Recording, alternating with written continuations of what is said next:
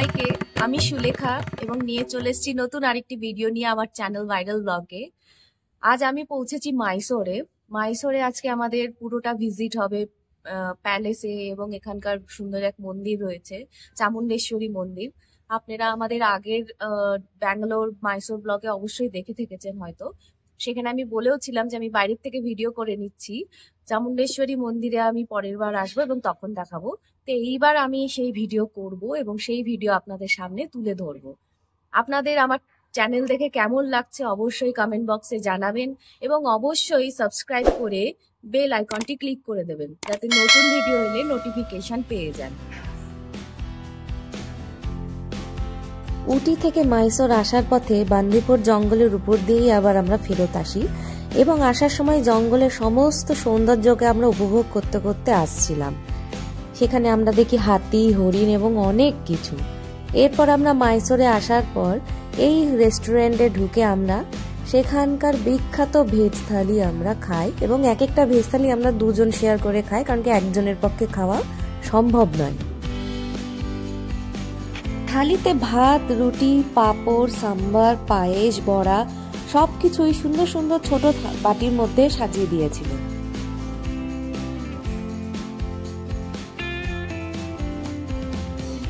মাইসোরের রাস্তার দুই পাশে যে বড় বড় অট্টালিকাগুলি দেখা যায় বা ইমারতগুলি দেখা যায়, সেগুলির প্রত্যেকটির মধ্যেই রয়েছে রাজকীয় ছোঁয়া। সেইগুলো বেশ রাজার বাড়ির আদলে তৈরি করা হয়েছে।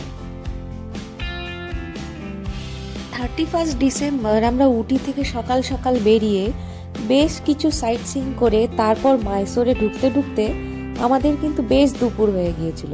তখন বেলা গড়িয়ে প্রায় দুপুর 3টে বাজে, এবং এই সময় আমরা মাইসোরে হোটেলে চেক ইন করি।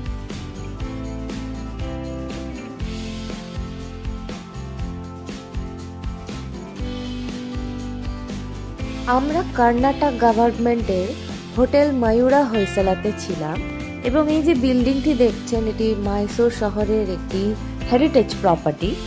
এই বিল্ডিংটি মাইসোর শহরের কেন্দ্রবিন্দুতে অবস্থিত, এবং এর থেকে মাইসোর রেল স্টেশনও যথেষ্টই কাছে ছিল।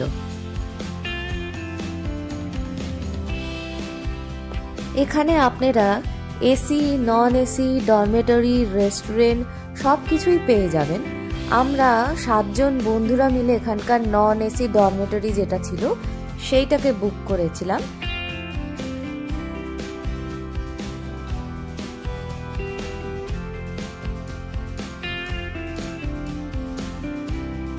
রুম ছিল ভীষণ সুন্দরভাবে গোছানো এবং পরিষ্কার। রুমের মধ্যে 5টি সিঙ্গেল বেড ছিল এবং একটি ডাবল বেড ছিল। একটি স্ট্যান্ড ফ্যানের ব্যবস্থা ছিল। রুমটি যথেষ্টই এয়ারি, চারিদিকে অনেক কটা জানলা ছিল।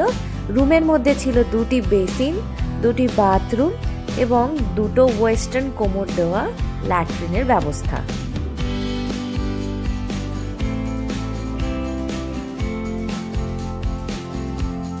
এরপর আমরা রুমে লাগেজ রেখে মোটামুটি 15 মিনিটের মধ্যে সবাই সাজগোজ করে বেশ একটা ট্র্যাডিশনাল লুক নিয়ে বেরিয়ে পড়ি মাইসোর ভ্রমণের জন্য। এইবার আমাদের প্রথম দর্শনীয় স্থান ছিল মাইসোর প্যালেস। মাইসোর প্যালেসের গেট দিয়ে ঢোকার সময়ই সেইখানকার বেশ আভিজাত্য যেটা আমরা ফিল করতে পারছিলাম। এখানে ঢোকার জন্য টিকিট লেগেছিল 120 টাকা করে পার হেড।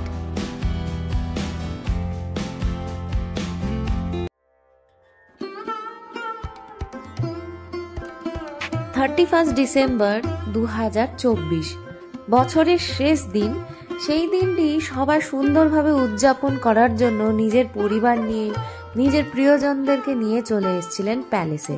প্যালেসে ছিল যথেষ্টই ভিড়।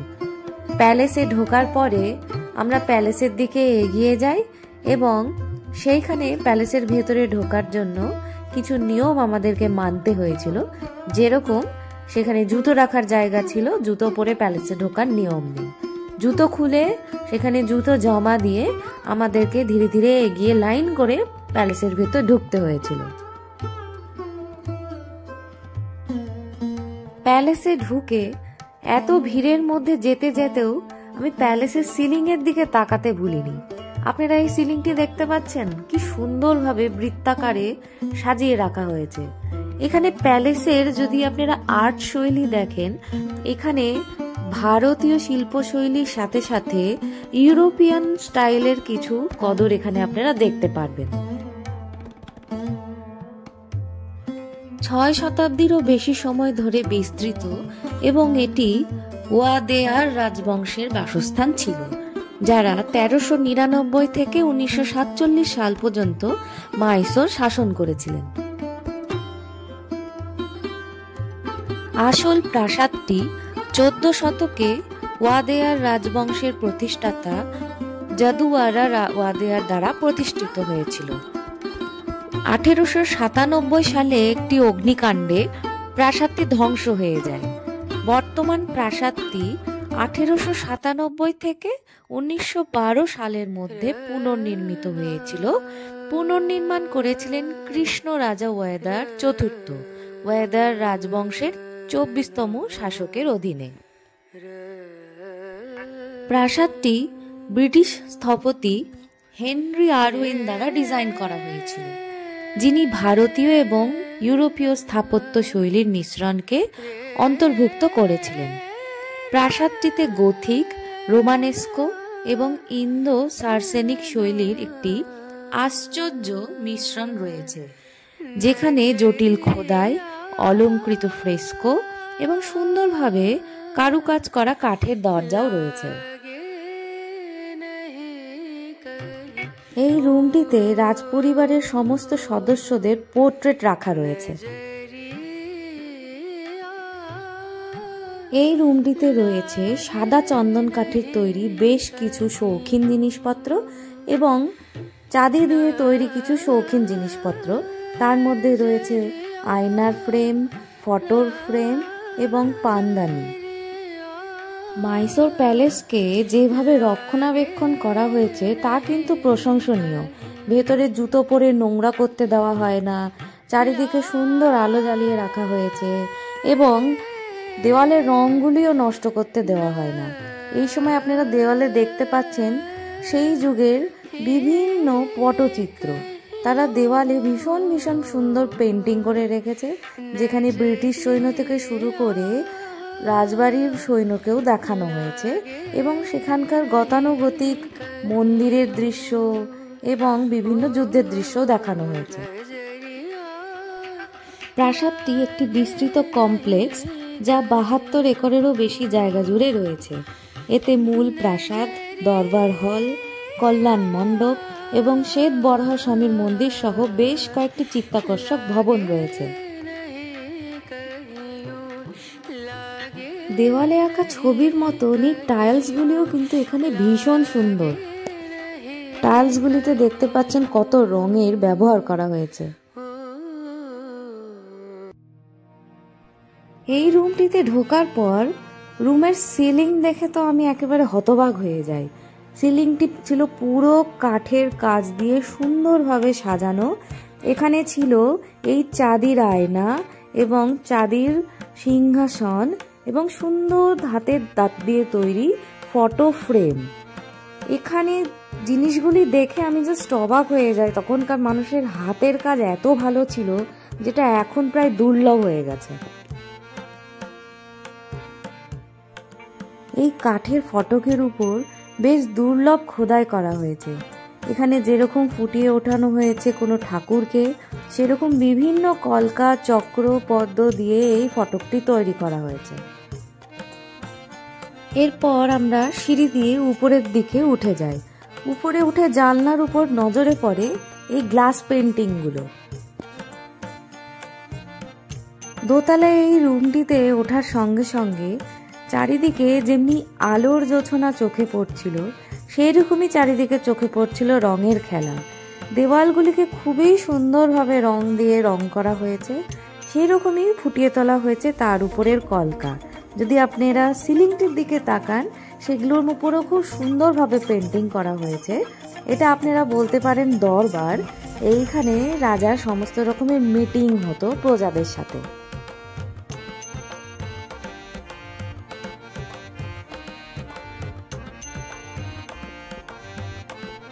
প্রতিটি স্তম্ভের উপরেই নারী মূর্তি বা পুরুষ মূর্তিকে সুন্দরভাবে ফুটিয়ে তোলা হয়েছে। এই স্তম্ভের উপর চোখে পড়ে সাউথ ইস্ট এশিয়ার প্রভাব।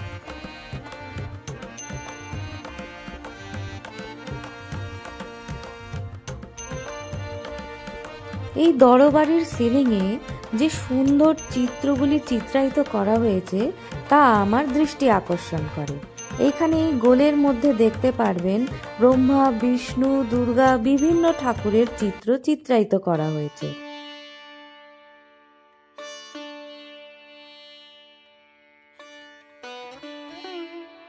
এই রুমের ছাদটিও কাঠ দিয়ে সুন্দরভাবে তৈরি করা হয়েছে। এইখানেও পিলারগুলিতে সোনালী রঙের কাজ দেখা যায় এবং এই মুহূর্তে আপনারা যে দরজাটি দেখছেন তার উপরে ফেব্রিক দিয়ে সুন্দর করে আঁকা হয়েছে এবং তার উপর প্লাস্টিক দিয়ে এটিকে সংরক্ষিত করে রাখা হয়েছে।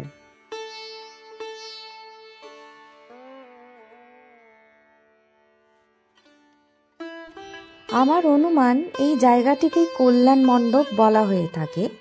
এই রুমের মধ্যেই ছিল চাঁদির ফটক, সিলভার ডোর, যেটা সম্পূর্ণটাই চাঁদি দিয়ে তৈরি, সেই সময়কার রাজার সময়কার।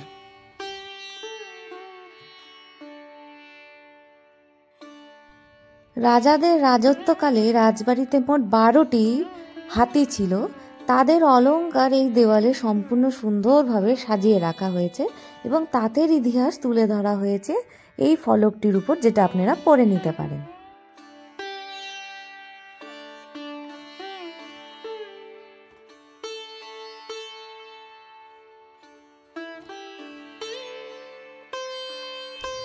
এরপর আমরা প্যালেস থেকে বেরিয়ে চলে আসি আবার আমাদের জুতো সংগ্রহ করার জন্য। জুতো সংগ্রহ করে আমরা প্যালেসের সামনের বড় উঠোনের দিকে চলে আসি, যেখানে আমরা এই বিস্তর নীল আকাশের নিচে কিছুটা সময় কাটাই। তারপরেই চলে যাই প্যালেসের সাথে লাগোয়া এই মন্দিরে, শ্বেত বরাহস্বামী মন্দির। এটি ভগবান বিষ্ণুর তৃতীয় অবতার ভগবান বরাহকে উৎসর্গিত করা হয়েছে।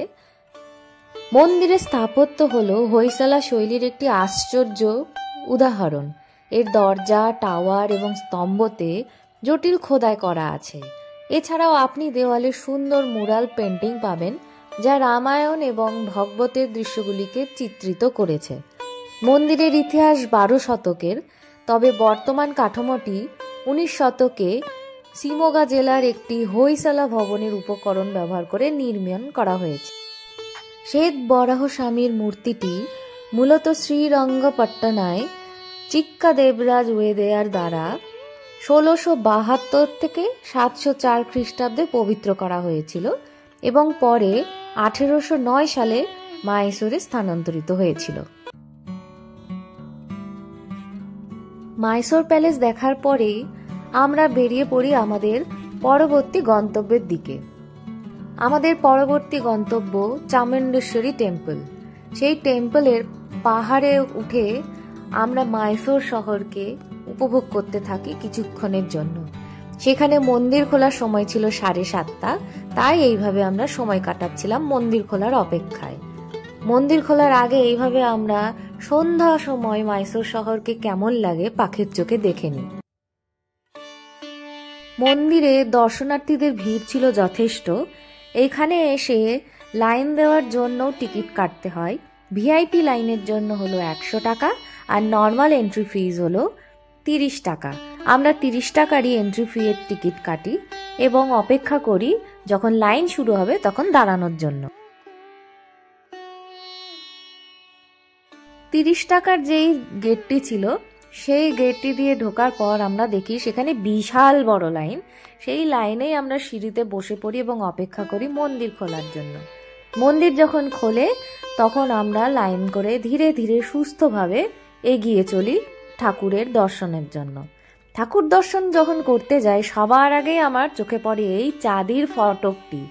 এখানে কিন্তু মন্দিরের প্রতি বেশ ভালো খরচ করা হয়, যেটা বেশ দর্শনীয়।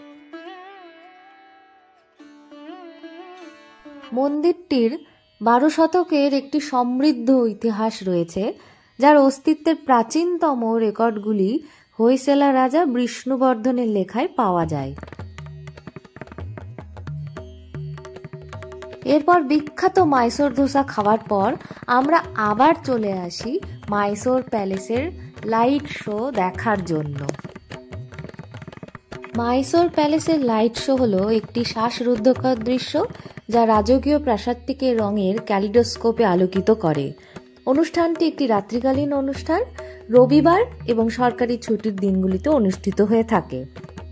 লাইট শো হলো ৯৭,০০০-এরও বেশি এলইডি লাইটের একটি ৩০ মিনিটের ডিসপ্লে যা প্রাসাদের সম্মুখ ভাগকে শোভিত করে। এটিকে রং এবং আলোর একটি উজ্জ্বল প্রদর্শনে রূপান্তরিত করে। আলোগুলি সঙ্গীতের সাথে সিঙ্ক্রোনাইজ করা হয়েছে দর্শকদের মধ্যে একটি মন্ত্রমুগ্ধকর অভিজ্ঞতা তৈরি করার জন্য। এই লাইট শোটি প্রতি রবিবার এবং সব ছুটির দিনগুলিতে সন্ধ্যে ৭টা থেকে ৮টার মধ্যে অনুষ্ঠিত হয়ে থাকে। পরের দিন হোটেল থেকে চেক আউট করে আমরা বেরিয়ে পড়ি শ্রীরঙ্গপটনার উদ্দেশ্যে, যেটি ছিল টিপু সুলতানের রাজধানী। ১৮ শতকে টিপু সুলতান মাইসোরের রাজত্ব করতেন এবং তিনি মাইসোরের বাঘ হিসেবে পরিচিত ছিলেন। Tipu Sultan British east India কোম্পানির সাথে যুদ্ধে নামেন এবং সেই সময় ব্রিটিশরা তার সমস্ত সম্পত্তি ধ্বংস করে ফেলে। আমরা ২০২৫-এর বছরের প্রথম দিনটি শুরু করি ঠাকুরের আশীর্বাদ নিয়ে। এই মন্দিরটি রঙ্গনাথ স্বামী মন্দির নামে পরিচিত। এটি একটি বিখ্যাত এবং পবিত্র হিন্দু মন্দির। এই মন্দিরটি নবম শতাব্দীতে তৈরি করা হয়েছে এবং বহু শতাব্দী ধরে একটি বিখ্যাত তীর্থস্থান হিসেবে পরিচিত রয়েছে। মন্দিরটি ঐতিহাসিক গুরুত্ব ভীষণ। মন্দিরটি হৈসলা এবং বিজয়নগর শৈলীর সংমিশ্রণে তৈরি। জটিল খোদাই এবং অলঙ্কৃত সজ্জা এখানে দেখা যায়। মন্দিরের প্রধান দেবতা ভগবান রঙ্গনাথকে সর্প আদি শেষের উপর হেলান দেওয়া ভঙ্গিতে চিত্রিত করা হয়েছে। টিপু সুলতান জামে মসজিদ ১৮ শতকে টিপু সুলতান তৈরি করেছিলেন। ফার্সি এবং ভারতীয় শৈলীর মিশ্রণে মসজিদটি ইসলামিক স্থাপত্যের একটি সুন্দর উদাহরণ। এরপর আমরা জনপ্রতি ১০ টাকার টিকিট কেটে চলে আসি টিপু সুলতানের সামার প্যালেসে। এই সামার প্যালেস দরিয়া দৌলত বাগ নামেও পরিচিত। ভারতের কর্ণাটকের শ্রীরঙ্গপটনায় অবস্থিত, যা ১৮ শতকে টিপু সুলতান তৈরি করেছিলেন। প্রাসাদটি ইন্দো ইসলামিক স্থাপত্যের একটি আশ্চর্য উদাহরণ, যেখানে ভারতীয় এবং পারস্য শৈলীর মিশ্রণ রয়েছে। প্রাসাদটির বাইরে রয়েছে জটিল খোদাই এবং অলঙ্কৃত, এবং ভেতরে রয়েছে ভীষণ সুন্দর সুন্দর ওয়াল পেইন্টিং।